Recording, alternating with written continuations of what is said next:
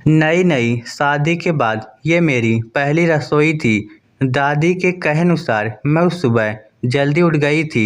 सुनहरे गोटे वाली पीली साड़ी पहनकर आईने के सामने खड़ी हुई तो अपने चेहरे पर एक हल्की घबराहट और उत्सुकता दोनों देख रही थी। मन में बार बार वही बात गूंज रही थी, पहली रसोई में मिठास होनी चाहिए, तभी घर में रिश्ते मीठे बने रहते हैं। मेरे पीछे सासू माँ की आवाज़ आई, प्रीति, थोड़ी देर में किचन में आ जाना। वह जाने को ही थी कि शायद उन्हें कुछ याद आया। वह पलट कर बोली, देखो, आज दादी जी के सामने कोई गलती मत करना। उन्हें परंपराओं से बहुत लगाव है। और हाँ, चीनी जरा कम डालना, उन्हें मीठा पसंद नहीं। मैंने सिर झुकाकर जी मम्मी जी कहा और मुस्कुरा दी, लेकिन मन में एक हल्का डर था। मैं पहली बार ससुराल के इतने बड़े परिवार के सामने रसोई में जा रही थी। घर पुराना था, लेकिन उसकी दीवारों पर नए रंग चढ़े थे, जैसे मुझे अपनाने की कोशिश में हो। हॉल से हंसी की आवाज़ें आ रही थी, शायद देवर और पति जी कुछ मजाक कर रहे थे। मैंने रसोई में कदम रखा। बड़ी सी रसोई जिसकी दीवारों पर पीतल के बर्तन चमक रहे थे और बीच में एक लड़की की चौकी पर दादी की छोटी पूजा की थाली रखी थी। हर काम भगवान के नाम से शुरू होता है, याद आया सासू माँ का कहना। मैंने थाली उठाई, दीपक जलाया और मन ही मन प्रार्थना की, हे ईश्वर, जैसे ही पहला भोजन मीठा बने, वैसे ही मेरे रिश्तों में भी मिठास बनी रहे। मैंने गैस जलाई। सोच रखा था कि सूजी का हलवा बनाऊंगी। बचपन में माँ ही बनाती थी जब मेरी पहली परीक्षा होती थी। थोड़ी देर बाद सासू माँ अंदर आई। अच्छा हलवा बना रही हो, ठीक है, दादी को पसंद आएगा, लेकिन घी थोड़ा ज़्यादा डालना, वरना सूखा लगेगा, उन्होंने कहा और जाने लगी। और फिर रुकी और बोली, और देखो, मिठास बस हलवे में ही हो, बातों में नहीं। दादी को ज़्यादा बातूनी बहू पसंद नहीं। मैं हल्के से मुस्कुराई। मम्मी जी का अंदाज सख्त था, लेकिन आवाज़ में एक छिपी चिंता भी थी, जैसे वह नहीं चाहती थी कि मैं कुछ ऐसा कर दूं जिससे परिवार में कोई बात बन जाए। धीरे धीरे हलवे की खुशबू रसोई में फैल गई। मुझे लगा जैसे माँ के घर की यादें हवा में तैर रही हो। आंखें नम हुई, पर तभी दरवाजे पर किसी की आवाज़ आई। वह क्या महक है, लगता है भाभी ने कुछ स्पेशल बनाया है। मैं पलटी। देवर अंकित खड़ा था, मुस्कुराते हुए बोला, भाभी जरा एक चम्मच दे दो, टेस्ट कर लूँ। मैंने हंसकर कहा, अभी नहीं, पहले भगवान को भोग लगेगा। वह शरारती अंदाज में बोला, भाभी, भगवान को तो मीठा वैसे भी पसंद है, थोड़ा सा मुझे भी दे दो। मैं कुछ कह पाती उससे पहले पीछे से सासू माँ की आवाज़ आई, अंकित, बहू को परेशान मत करो, बाहर जाओ। अंकित हंसते हुए चला गया। सासू माँ ने हलवे की थाली देखी, ठीक है, इसे मंदिर में रख दो, फिर सबको परोसना। दादी, ससुर जी, पति आरो, देवर अंकित और कुछ रिश्तेदार जो शादी में रह गए थे। मैंने थाली में हलवा रखा, सबके सामने जाकर झुकी। दादी ने चम्मच उठाया, एक निवाला लिया और कुछ पल के लिए चुप रही।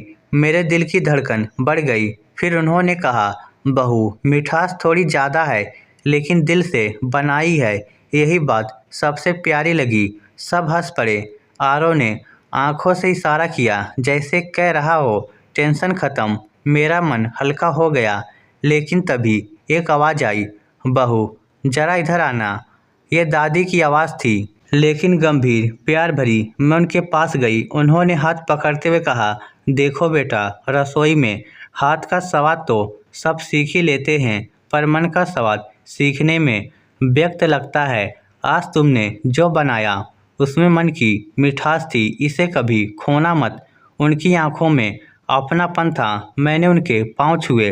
दादी ने मेरे सिर पर हाथ रखा और बोली, अब ये घर तुम्हारा है, इसे खुशबू से भर देना। उस रात मैं कमरे में आई तो आरव दरवाजे के पास खड़े थे। बहुत तारीफ हुई तुम्हारे हलवे की, उन्होंने मुस्कुराते हुए कहा। सच? हाँ, लेकिन मम्मी को थोड़ा लगा कि तुमने उनसे पूछे बिना मिठाई बना ली। वह थोड़ी परंपरावादी हैं ना। मैं चुप रही, दिल में हल्की टीस उठी, क्योंकि सुबह उन्होंने ही तो कहा था हलवा बना लो, फिर अब क्यों उन्हें बुरा लगा होगा। आरव ने मेरी चुप्पी देखी। देखो मम्मी को समझने में वक्त लगेगा, वह जैसी दिखती है वैसी नहीं है, अंदर से बहुत नरम है। मैंने मुस्कुराने की कोशिश की। मैं भी कोशिश करूंगी कि उन्हें कोई शिकायत ना रहे। अगले दिन सुबह जब मैं पूजा कर रही थी तभी दादी आई। बहू, आज से तुम घर की सुबह की आरती किया करो। मैंने सिर हिलाया। फिर उन्होंने धीरे से कहा, प्रीति, एक बात याद रखना, इस घर की हर औरत ने अपनी पहली रसोई से कुछ सीखा है। किसी ने सब्र, किसी ने स्नेह, किसी ने सम्मान। तुम क्या सीखोगी ये तुम्हारे हाथ में है। उनकी बातें सुनकर लगा जैसे वह सिर्फ मुझे नहीं बल्कि मेरे अंदर की नई औरत से बात कर रही हो, जो अभी खुद को ढूंढ रही थी। सुबह की किरणें खिड़की से अंदर आ रही थी। रसोई से चाय की खुशबू उठ रही थी। प्रीति ने पूरे मन से चाय बनाई थी। सोचा था आज मम्मी जी को अपने हाथ की चाय पिलाऊंगी ताकि उनके चेहरे पर मुस्कान आए। वह चाय की ट्रे लेकर कमरे की तरफ बढ़ी। सासू माँ अखबार पढ़ रही थी। मम्मी जी, ये चाय मैंने बनाई है। प्रीति मुस्कुराई, पर सासू माँ ने बिना देखे कहा, अच्छा, रख दो टेबल पर। बस इतना कहा और अखबार में डूब गई। प्रीति चुपचाप ट्रे रखकर चली आई। दिल में हल्की सी उदासी थी। उसने सोचा शायद मैं ही ज़्यादा उम्मीदें करने लगी हूँ। उसी दिन दोपहर में दादी जी का जन्मदिन था। पूरा घर सज रहा था। आरव और अंकित गुब्बारे फुला रहे थे। सासू माँ मिठाई और पकवान बना रही थी। प्रीति ने सोचा मैं भी कुछ बनाऊं, दादी को अपनी तरफ से तोहफा दूं। उसने अपने कमरे में जाकर अपनी माँ की सिखाई रेसिपी निकाली। गुलाब की खीर, जो गुलाब की पंखुड़ियों और इलायची की खुशबू से महकती थी। धीरे धीरे उसने खीर तैयार की। सुगंध इतनी प्यारी थी कि पूरे घर में फैल गई। तभी सासू माँ किचन में आई। क्या बना रही हो बहू? मम्मी जी, दादी जी के लिए खीर। प्रीति ने मुस्कुराकर कहा। सासू माँ का चेहरा थोड़ा उतर गया। तुम्हें किसने कहा था बनाने को? प्रीति हड़बड़ा गई। मैंने सोचा जन्मदिन है, कुछ मीठा। प्रीति, तुम अभी नई हो, घर की रीति समझो पहले। यहाँ हर पकवान की जिम्मेदारी बनती है। बिना पूछे कुछ मत बनाया करो। उनका स्वर ऊंचा नहीं था पर सख्त जरूर था। प्रीति की आंखों में आंसू झलक आए। वह खामोश हो गई। शाम को दादी का जन्मदिन धूमधाम से मनाया गया। सबने मिलकर केक काटा, गाना गाया। हंसी और खुशी की लहर पूरे घर में थी। लेकिन प्रीति एक कोने में चुपचाप खड़ी थी। उसकी बनाई खीर वहीं पड़ी रही, किसी ने छुई भी नहीं। दादी ने देखा कि प्रीति कुछ बुझी बुझी है। उन्होंने धीरे से आरव से कहा, बेटा, तेरी पत्नी को देखो, वह चुप क्यों है? आरव ने जाकर पूछा, क्या हुआ? प्रीति, ठीक हो, कुछ नहीं, बस सिर दर्द है। वह झूठ बोल गई। रात को जब सब सो गए, प्रीति बालकनी में बैठी थी। आसमान में चांद था और दिल में सवाल, क्या हर बहू को ऐसे ही परखा जाता है? सुबह जब वह पूजा कर रही थी तभी दादी जी धीरे धीरे आई। बहू, कल तेरी खीर नहीं खा पाई। रात को देखी थी, बहुत प्यारी लग रही थी। प्रीति झट से उठी। दादी, मैं अभी बना दूं। दादी मुस्कुराई। नहीं, अब नहीं, बस इतना जान ले कि जब भी तू प्यार से कुछ बनाएगी उसका स्वाद मैं बिना खाए भी जान लूँगी। उनकी बातें जैसे मरहम थी। प्रीति ने निश्चय किया, अब वह कुछ ऐसा करेगी कि मम्मी जी का मन सच में बदल जाए। 2 दिन बाद घर में आरव की ऑफिस पार्टी थी। सासू माँ मेहमानों के लिए खाना तैयार कर रही थी। सब बहुत व्यस्त थे। अचानक बिजली चली गई। फ्रिज में रखी मिठाई खराब होने लगी। सासू माँ घबरा गई। अरे, क्या मुसीबत है? अब क्या करेंगे? प्रीति बोली, मम्मी जी, अगर आप कहें तो मैं जल्दी से कुछ बना दूं। अब वक्त कहाँ है, मुझे ट्राई करने दीजिए, शायद सबको पसंद आ जाए। सासू माँ ने झिझकते हुए हाँ कहा। प्रीति ने रसोई संभाली।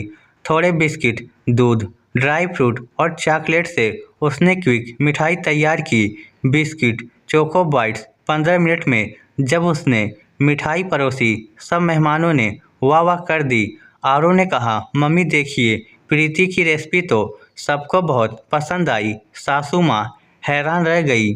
उन्हें पहली बार लगा ये लड़की सिर्फ मीठा बनाना नहीं जानती, रिश्ते भी मीठे करती है। रात को जब सब सो चुके थे, सासू माँ रसोई में आई, बर्तन समेट रही थी। प्रीति भी पीछे पीछे आई। सासू माँ ने बिना देखे कहा, आज जो बनाया था बहुत अच्छा था, तुमने वाकई बचा लिया। प्रीति ने झुककर कहा, मम्मी जी, मैं बस यही चाहती हूँ कि आपको मुझ पर भरोसा हो। सासू माँ ने उसकी ओर देखा, प्रीति मैं तुम्हें गलत नहीं समझती थी, बस डरती थी कहीं तुम भी बाकी नई बहुओं की तरह सिर्फ दिखावे में न रह जाओ। प्रीति की आंखों में नमी थी। मैं दिखावे के लिए नहीं आई मम्मी जी, इस घर की खुशबू बनने आई हूँ। सासू माँ ने पहली बार उसे गले से लगा लिया। अब ये घर सच में पूरा हो गया। अगले दिन दादी ने दोनों को साथ देखा तो मुस्कुराई। देखा, मैंने कहा था ना, रसोई सिर्फ खाना बनाने की जगह नहीं होती, वहाँ से घर की खुशबू उठती है। सब हंस पड़े। प्रीति ने चाय का कप सासू माँ को दिया। मम्मी जी, आज की चाय में मिठास ज़्यादा नहीं है। सासू माँ ने कहा, हाँ लेकिन प्यार उतना ही है। हर कड़वाहट खुद ही खत्म हो जाए। सर्दियों की एक सुबह थी। घर में हल्की धूप आई थी, लेकिन रसोई में फिर से हलचल थी। सासू माँ ने कहा, प्रीति, आज गांव से रिश्तेदार आने वाले हैं, 15 लोग हैं, सबको संभालना है। जी मम्मी जी, प्रीति ने मुस्कुराकर कहा। अब वह पहले जैसी घबराई हुई बहू नहीं रही थी। अब उसके हाथों में आत्मविश्वास था, चेहरे पर सुकून और दिल में अपनापन। दोपहर तक पूरा घर भर गया। काकी, बुआ, फूफा और उनके बच्चे, हंसी खुशी का माहौल था। पर बड़े घरों की एक समस्या होती है, हर कोई अपनी राय रखता है और सबकी राय एक जैसी नहीं होती। काकी जी ने कहा, आजकल की बहुएं तो साड़ी भी ठीक से नहीं पहनती, बस दिखावे की रसोई। सासू माँ कुछ कहती उससे पहले प्रीति ने हंसकर कहा, काकी जी, साड़ी तो दादी जी के ही स्टाइल में पहनी है, लेकिन अगर आप कहें तो पल्लू थोड़ा और बढ़ा लेती हूँ। सब हंस पड़े। काकी जी भी मुस्कुरा दी। उसने बात को मजाक में बदल दिया और माहौल हल्का हो गया। प्रीति ने दाल बाटी चूरमा, आलू की सब्जी और खास रोज खीर तैयार की। वह खीर जो उस दिन अधूरी रह गई थी। जब सब खाने बैठे, दादी जी ने पहला निवाला लेते ही कहा, वाह, इस खीर में तो वही खुशबू है जो इस घर में बस गई है। सासू माँ ने चुपचाप प्रीति की तरफ देखा, फिर सबके सामने कहा, यह खीर हमारी प्रीति की पहचान है, इसकी मिठास सब इस घर का हिस्सा है। सब तालियां बजाने लगे। प्रीति की आंखें नम हो गई, पर इस बार वह खुशी के आंसू थे। रात को जब सब सो गए, अचानक दादी जी को सांस लेने में तकलीफ होने लगी। सासू माँ घबरा गई। अरे कोई डॉक्टर को बुलाओ। आरव बाहर भागा। अंकित फोन मिलाने लगा। प्रीति ने दादी जी का सिर अपनी गोद में रखा। दादी, गहरी सांस लीजिए, सब ठीक होगा। उसने तुरंत गर्म पानी में कपूर डालकर भाप तैयार की और धीरे धीरे दादी के पास रख दी। दादी की सांसें सामान्य होने लगी। डॉक्टर आया, जांच की और बोला, घबराने की बात नहीं, वक्त पर संभाल लिया गया। अगर थोड़ी भी देर होती तो मुश्किल होती। सबकी नज़रें प्रीति पर थी। सासू माँ की आंखों से आंसू गिर पड़े। अगर आज तुम नहीं होती तो वह कुछ कह नहीं पाई, बस गले लगकर रो पड़ी। अगले दिन सुबह का दृश्य कुछ अलग था। सासू माँ पूजा के लिए बैठी थी। उन्होंने आरती की थाली प्रीति को दी। आज से ये घर की आरती तुम किया करो बहू, क्योंकि तुम ही इस घर की पहली खुशबू हो। प्रीति के हाथ कांप गए। उसने सिर झुकाकर थाली ली। मम्मी जी, आपकी इजाज़त के बिना तो मैं कुछ कर ही नहीं सकती। सासू माँ मुस्कुराई। अब तुम्हें किसी इजाज़त की ज़रूरत नहीं, तुम्हारा दिल ही हमारी परंपरा है। दिन बीतते गए। प्रीति अब घर की धड़कन बन चुकी थी। कभी सासू माँ की संगनी, कभी दादी की दवा, कभी अंकित की दोस्त और आरव की सबसे बड़ी ताकत। रसोई अब सिर्फ उसके काम की जगह नहीं थी, वह उसकी पहचान बन चुकी थी। हर सुबह वहाँ से जो खुशबू उठती वो पूरे घर में फैल जाती थी। घी, मसालों और गुलाब की मिली-जुली खुशबू, जिसे देखकर सासू माँ कहती, अब इस घर की हर सुबह में तेरी खुशबू बस गई है। दादी जी की सालगिरह फिर से आई थी। इस बार पूरा घर प्रीति के हाथों सजा था। सब मेहमान आए और जब खीर परोसी गई, दादी बोली, पिछले साल जो खीर बनी थी उसने घर की तकदीर बदल दी थी। आरव ने हंसकर कहा, वह तो अब हमारी लकी रेसिपी बन गई है। सब हंस पड़े। सासू माँ ने उठकर सबके सामने कहा, आज मैं एक बात सबके सामने कहना चाहती हूँ। बहू जब इस घर में आई थी तो मैंने उसे परखने की कोशिश की थी, पर उसने मुझे ही सिखा दिया कि घर चलाने के लिए नियम नहीं, प्यार चाहिए। आज मुझे गर्व है कि मेरी बहू सिर्फ खाना नहीं बनाती, वह हमारे रिश्ते भी गूंथती है। पूरा घर तालियों से गूंज उठा। प्रीति रो पड़ी, मम्मी जी, अगर आपके मार्गदर्शन न होते तो मैं आज कुछ भी नहीं होती। रात को सबके सो जाने के बाद प्रीति बालकनी में खड़ी थी। हवा में वही मीठी खुशबू थी जो उस पहली रसोई के दिन फैली थी। आरव पीछे से आया, क्या सोच रही हो? बस यही कि खुशबू फैलाने के लिए किसी इत्र की जरूरत नहीं होती, बस सच्चे दिल से रिश्ते निभाने की होती है। आरव मुस्कुराया, और तुमने वह कर दिखाया। प्रीति ने आसमान की ओर देखा जहां चांद पहले से ज़्यादा साफ लग रहा था। इस स्टोरी को लेकर आपकी क्या राय है? नीचे कमेंट करके हमें ज़रूर बताइएगा। धन्यवाद।